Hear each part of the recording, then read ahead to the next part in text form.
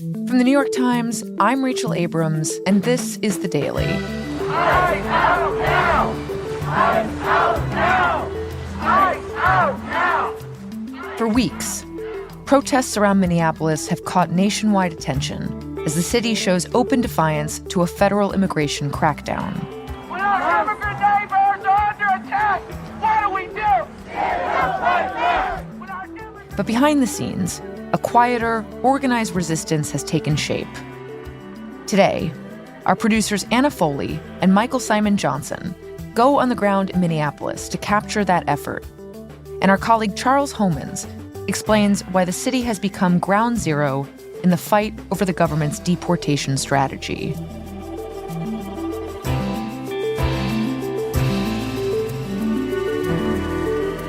It's Wednesday, January 21st.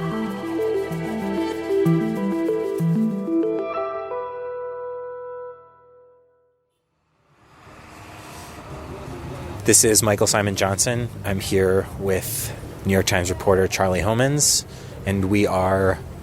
What neighborhood are we in, actually? So this is the Lynn Lake area of Minneapolis. We're in South Minneapolis, and it's named after this intersection that we're standing at, actually, which is Lyndale Avenue and Lake Street. It's kind of the place where sort of the recent waves of immigrants and settled refugees and the Minneapolis of the kind of white liberal urban culture intersect. And those groups have been brought together in an interesting way by this ICE crackdown in the city. I mean, the thing that's different about Minneapolis compared to Chicago or Los Angeles or other cities that have been targets of this crackdown so far is that it's a very small city. It doesn't have that many people in it.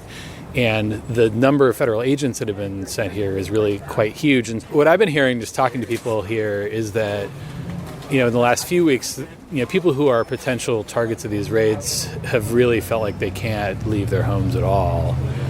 And so that has kind of become a focus of the organizing of a lot of these local organizations and businesses, which are kind of gathering donations. So we're about to go to one of these places. Tell me about what this place is and then what its role is in this kind of network that you're talking about. Sure. So we're going to go to Smitten Kitten, which is a sex shop on Lyndale here. And it's been playing a very interesting role, kind of what's been happening here lately. Okay. Well, let's go inside. So I'm Ann. I work here at the Smitten Kitten for the past 2 years. During the regular day, we are an adult store. We really focus on trying to give people accurate information about sex education. We also have stuff for every gender ever. Well, it is very striking that this is like a sex shop, a really nice one, beautifully laid out, but also at the front there's this mutual aid. Mutual aid. Yeah, we're always doing mutual aid, but we just expanded it and imploded ourselves with mutual aid, basically. Well, let's go downstairs then. Yeah, sweet.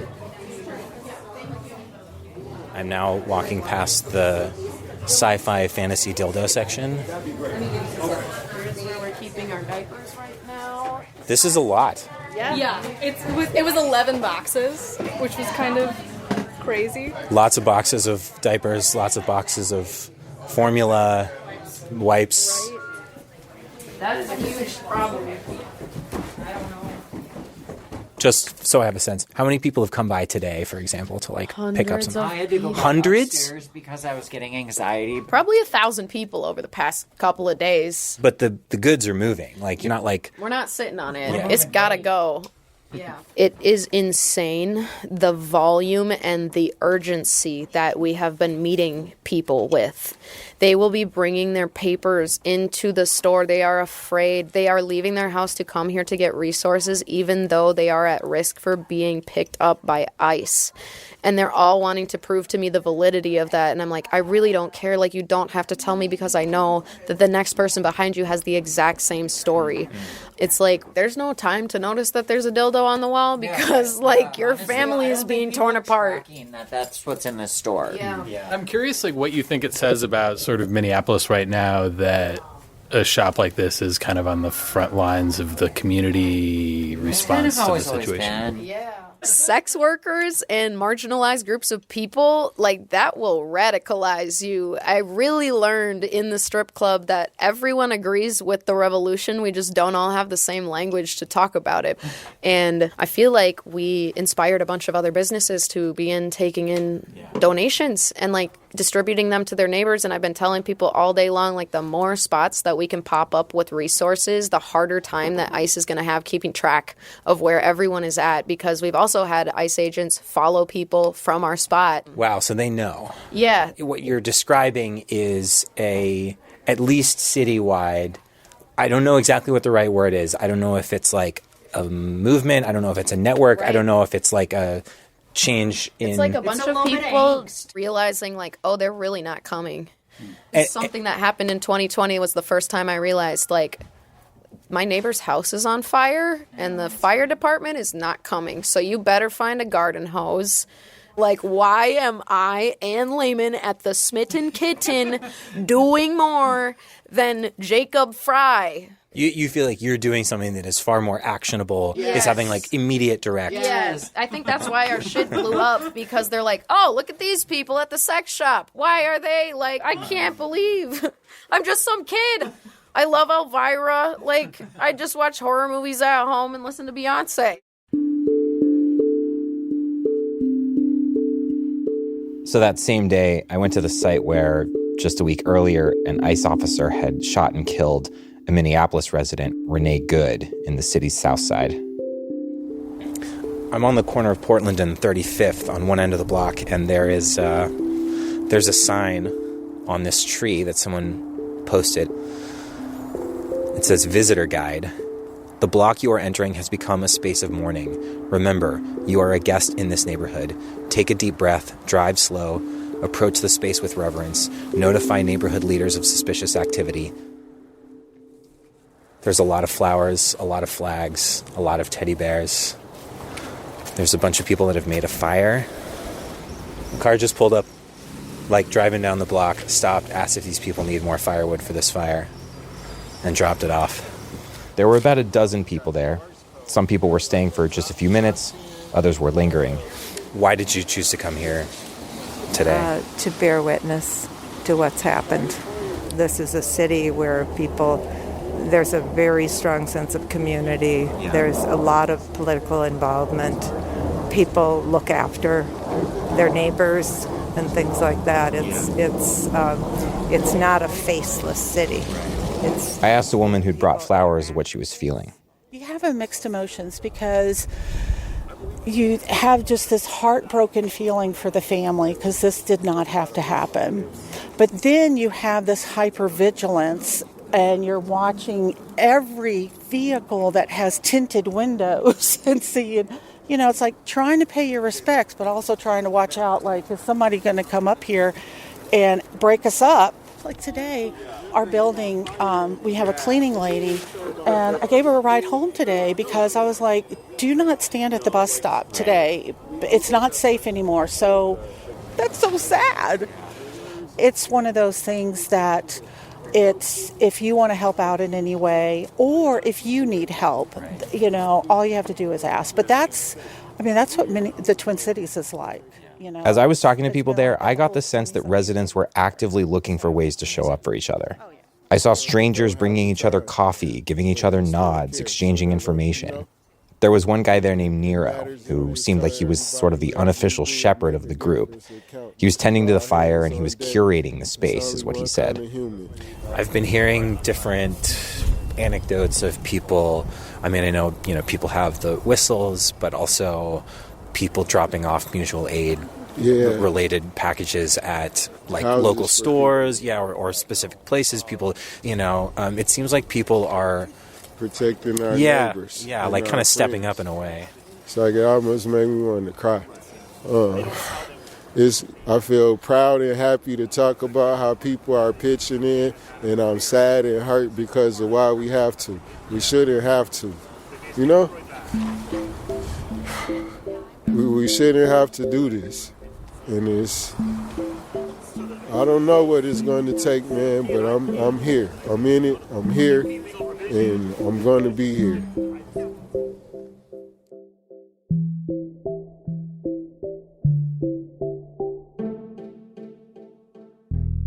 Anna Foley here. I'm a producer on The Daily who also spent the weekend in Minneapolis.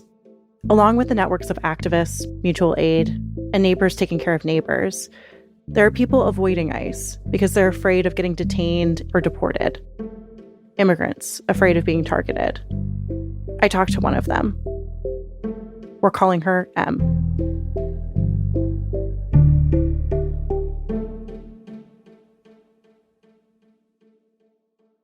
Can you tell me about the moment that you found out that ICE was coming to the Twin Cities, to Minneapolis? Yeah, so it wasn't something that changed from one day to another. I think it was a slow trickle of, hey, ICE was spotted over in Richfield. Everybody be careful. And then it was slowly more agents are spotted here and someone was taken. Avoid Lake Street. And then it snowballed. And then you're really noticing everybody's there's ICE agents here. And you need to be In careful. December, when ICE really ramped up enforcement, Em realized she needed to make some changes and take precautions. I start to strategize different routes to get to university, different routes to get to work. And I ended up not going to the grocery anymore at all. It's been a long time since I've been at the grocery, and I love a grocery. Em actually can't be sure she's a target. Her parents brought her to the U.S. when she was 2. She's a DACA recipient. But that feels very tenuous to her right now. Given how intense everything has been, she worries. It was kind of looking at what is the busiest cross sections. Am I going to be going by a high school or am I going to be going by a church? I tend to avoid that area because you never know. Are they going to set up by a daycare? We have to consider that. For a while, the plan was avoid risk, lay low. But over time that changed. She was watching the raids, the arrests, and then Renee Good was killed. It kind of set something on fire for me. The fear became resentment and became anger. I was at school and, I was talking to my colleagues, I was talking to, fellow students, and I realized that, these people have families, they're teachers, they're taking risks. People are putting their lives on the line who have children, who are, loved ones, wives, husbands. And as soon as I realized that, everybody's taking a risk, you might as well also take a risk for your community. Taking a risk meant that instead of going out of her way trying to avoid run-ins with ICE, she took routes where she knew she might see them, so she could alert activists on a signal chat. I would see suspicious vehicles and I'd be like, hey, there's a weird vehicle at the gas station at this cross section. Just letting you guys know. And, sometimes people ask of you if you can circle back. And I was not able to. I was very explicit. I was like, I could not turn around, but here's the information. And that felt okay. I'm like, here you go. Hope for the best. Hope this helps. The network M is alerting on signal when she sees ICE. I got in touch with some of the people who are on the other end. These civilian patrols that have proliferated in cities like Minneapolis. People showing up where ICE is. I asked them if I could ride along to get a sense of what they're doing and what that's like right now. Okay. I met up with 2 of these activists, Patty and Mitch, on Friday afternoon. I came to their house on a block with lots of cute bungalows. They met me at the front door. Hi. But they stopped me before I came inside. Just out of an abundance of caution, would you mind verbally telling me that you're not with ICE, CBP, or any government agency, and then show me your press credential? Yeah, I'm not with ICE. Okay. Here's my press credential. Come you on want to in. take a look? Yeah, I appreciate it. Yeah, of course. My name's Anna. It's nice Anna, to meet you. great to meet you. I'm Mitch. I'm Patty. Nice to meet you. After a few minutes, we hopped into Mitch and Patty's car. Mitch drove. Patty was in the front, me in back. Patty had brought along a small notebook. And before we left, they stopped to make sure they both had everything, especially their whistles. I have an extra whistle. Oh my gosh, thank you. Yeah. How often do you guys use your whistles? Every time we see ICE, so that's been probably almost every time that we've been out patrolling. And you once you see it, that's when you start blowing? Yeah, pretty much. Kind of been a somewhat informal but accepted, like do a little peep, peep, peep if like ICE is around. And then if they're actually in the process of taking someone, if they're in the process of a raid or something, blowing the whistle's a little bit harder to really You're blowing get hard on that whistle, yeah. Do you feel like even when you're not patrolling, do you hear whistles kind of piping through the city? Yes, especially in the last week and a half.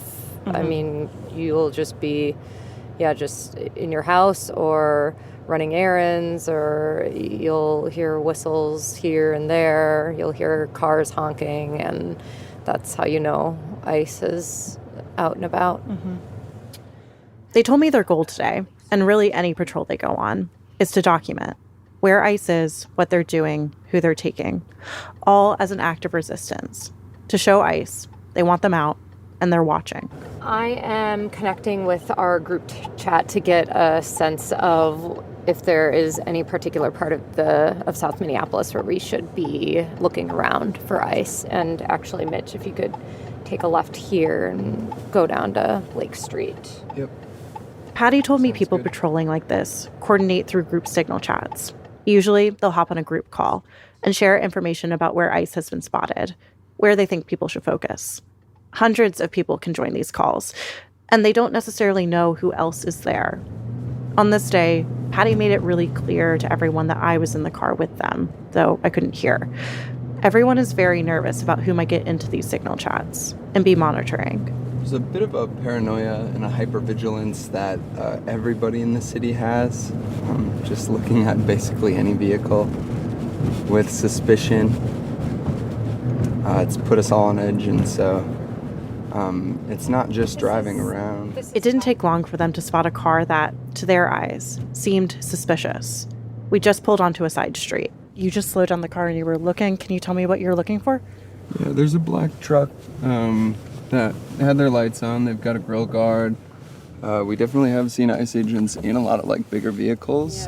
Just turn around. And Patty, what are you doing? I am writing down the license plate of this car, and I am going to ask for a plate check on it. So you're asking for a plate check. Somebody who's in front of their computer is going to run the plates. And what are they looking for? We're not exactly sure. What we know is that we can send the license plate in the group chat, and then someone will check to see if it has been like a license plate that is confirmed to have been ICE. And it's deeply decentralized. We have no idea who is running these plate checks. After sending the plate number to the group in Signal, Patty and Mitch hear back very quickly. Absolutely I just no clue. got confirmed ICE for that. All right, so vehicle. we should loop back around and what should we do? Should I park on the other side of the road from him so that he doesn't feel that we're obstructing? Yep, I think that's Mitch and Patty drove around the block while wondering what to do next. In the time that took, people had actually already started to gather in the spot where they'd identified the suspected ICE car. Look, there's already a bunch of people here. There were more than a dozen people, a neighbor peeking out to see what was happening, and a gathering group of activists, some in cars, some on foot, some filming. Mitch rolled down his window. You saw him go in the house? Got you. Word was, the agent had gone into this one house, but people weren't sure. So now everyone was just waiting to see. Was ICE in there? What were they doing? Do you want us to go check the alleyway? Mitch and Patty pulled up near the alley to watch the back of the house. And just to say, this kind of waiting can apparently take a very long time. I talked to one woman who told me she'd staked out an apartment building in this way for about 4 hours. Mitch and Patty told me this waiting can make them feel very anxious. Today, Patty said she was particularly on edge. This was her first time out doing this after getting detained about a week earlier. So last Sunday, I was with my friend Brandon, and we were responding to an ICE sighting in my neighborhood.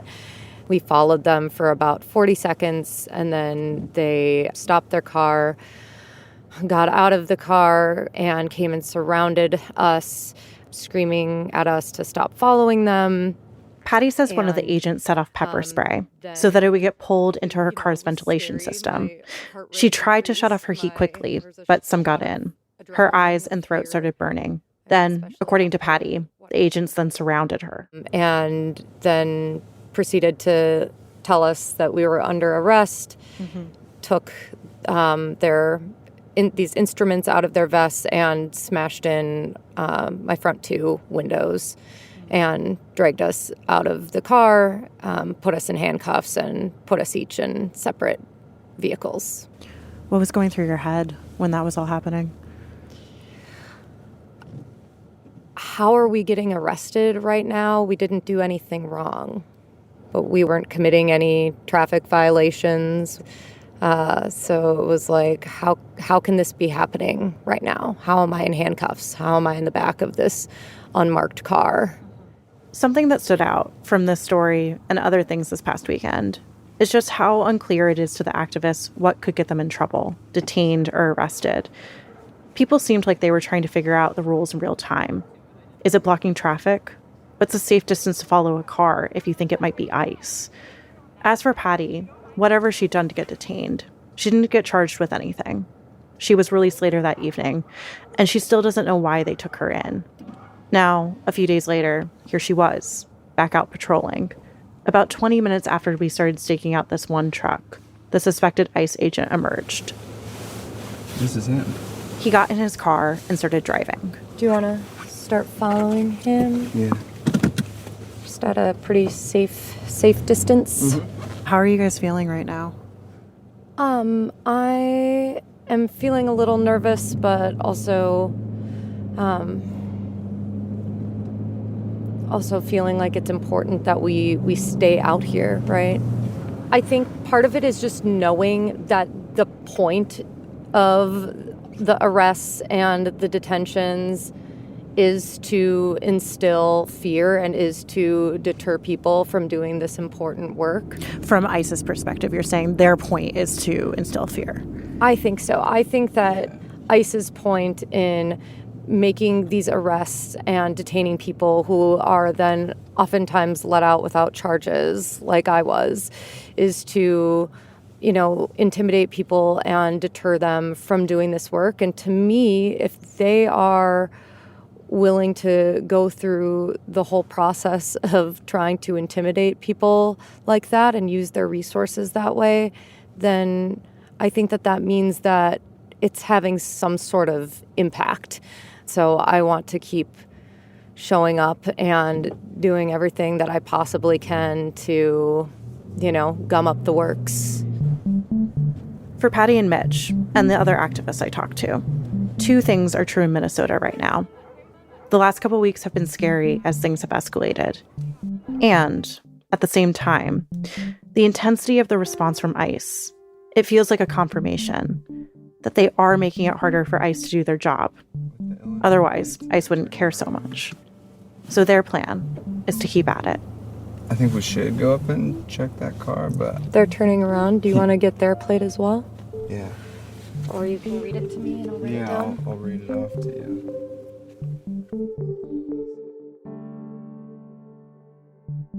After the break, we talked to Charles Homans about the situation on the ground in Minneapolis and how Minneapolis became ground zero for pushback against ICE. We'll be right back.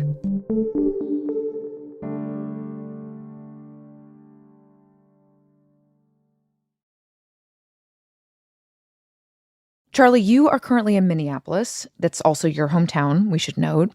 And you have spent a lot of time recently with our producer, Michael, who we just heard from when you were both covering the protests over the weekend. And we just heard voices from residents, some of whom you spoke with, who are responding in real time, sometimes in very personal and precarious ways, to federal officers. So I want to start by asking, why has this federal force descended on the Twin Cities specifically? Well, the official Trump administration explanation is this fraud scandal that's been sort of building for a while that does implicate a number of members of the Somali community of Minneapolis. And it's been a little hard to keep track of why they're here because they've thrown out a number of other reasons since then having to do with the immigration crackdowns in general that we've been seeing, which have spanned Los Angeles, Chicago, New Orleans, other cities. But if you're the Trump administration and you're looking to just arrest a lot of undocumented immigrants, Minneapolis is an odd choice because it's still a largely white city that doesn't have the sort of numbers that you would have in California or Texas or many other states, which has made it pretty clear that a lot of the context of the decision here likely has to do with other factors. Minnesota is the state of Tim Walz, the vice presidential candidate in 2024, who Trump does seem to truly hate, and vice versa. It's also a very liberal city in a state that Trump has not ever won. He's claimed that the election here has been stolen from him several times without any evidence. And it is just sort of a state that embodies, in many ways, ideas and people that he has really staked his second presidency against. Minneapolis, of course, is also, we should note, the site of George Floyd's murder and the eruption of protests that obviously convulsed the country back in 2020. That's right. Minneapolis was very deeply affected by what happened here in 2020. Minneapolis is a very liberal city, and a lot of people here were extremely outraged over the murder of George Floyd and broadly sympathetic to the protests. But they were also very directly affected by, the rioting that followed some of these demonstrations, and often lived in neighborhoods where, they saw people showing up in masks to burn the police station and things like that. So it's left all of these kind of divisions within what is really like broadly a white liberal city. And, when I've come back here in years since then, you really see the kind of long shadow of 2020 in Minneapolis. But what's been very interesting being here over the past week is that you also see a lot of the legacy of that in these kind of community structures and just kind of an ethos that is being applied to the current crisis in Minneapolis.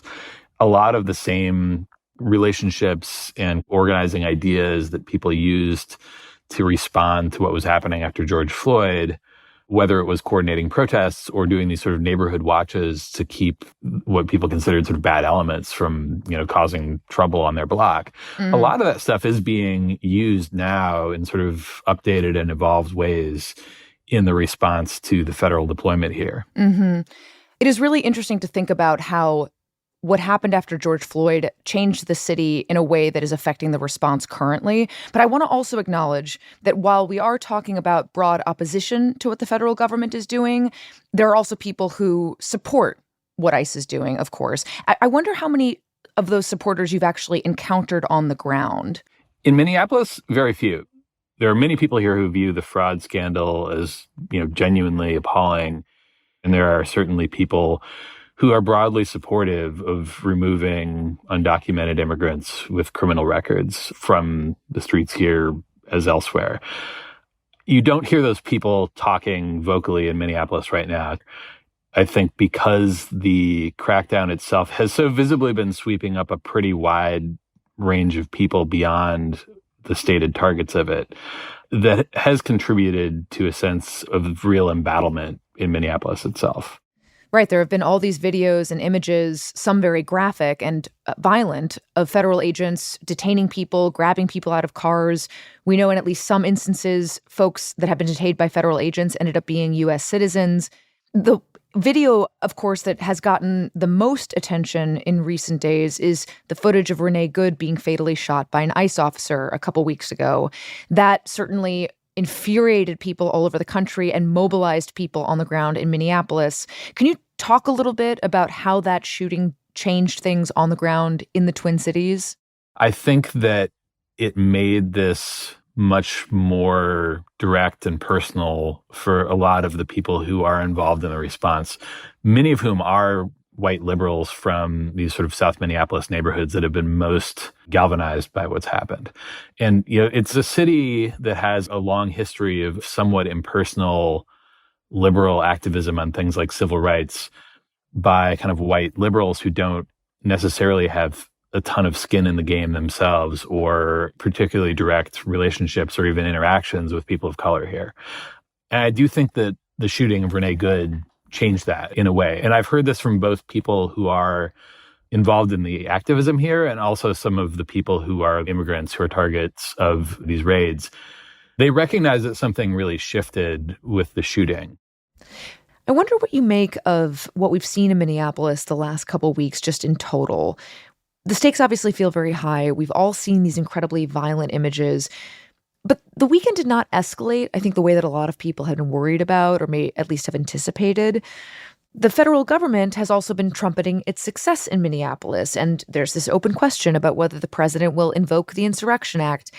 And basically, there's no sign that the feds are planning a widespread pullback anytime soon.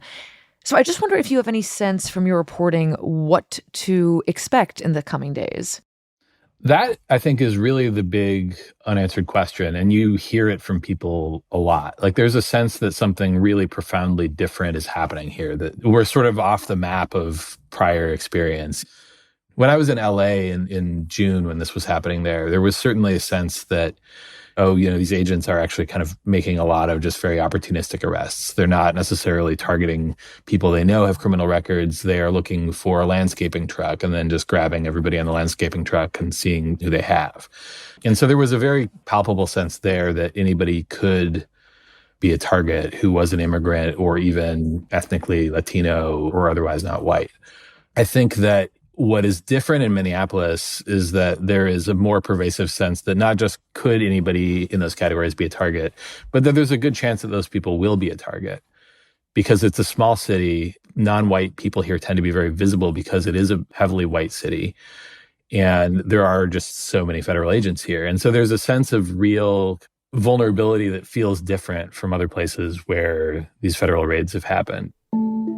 But I think the extent of what's happened so far and the uncertainty about what could happen from here has led a lot of people to ask themselves these real questions about how far they're willing to go in the response efforts here. I've talked to people who have said, like, am I going to need to start hiding people in, a spare room in my house? I mean, those are questions that people are seriously asking themselves and each other right now.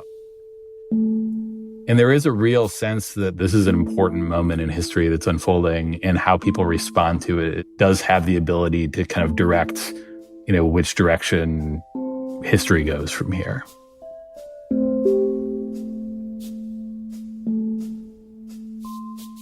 Charlie, thank you so much. Thanks for having me.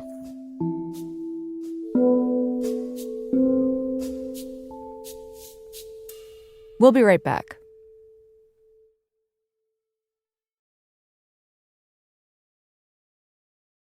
Here's what else you need to know today. In a nearly 2-hour speech to mark the first anniversary of his second term in office, President Trump listed a litany of grievances and accomplishments that wavered from his prowess as a Little League player to complaints about European allies. He also said he'd learned that Renee Good's father had been a Trump supporter and said that he hoped that he still was. The administration has accused Good of being a domestic terrorist. And the S&P 500 dropped more than 2% for the first time since October, as investors reacted to President Trump's increasing threat of higher tariffs on European allies unless they supported his plans for America to take control of Greenland. Tuesday's trading was the first chance U.S. markets had to react to the threats that Trump made over the weekend, when he also declined to rule out the use of military force to take over the country.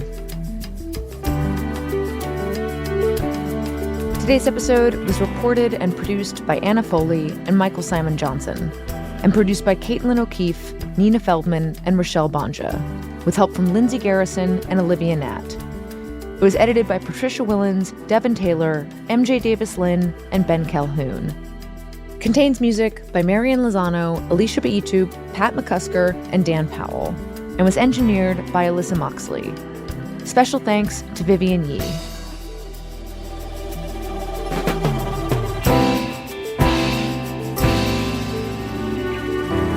That's it for The Daily. I'm Rachel Abrams. See you tomorrow.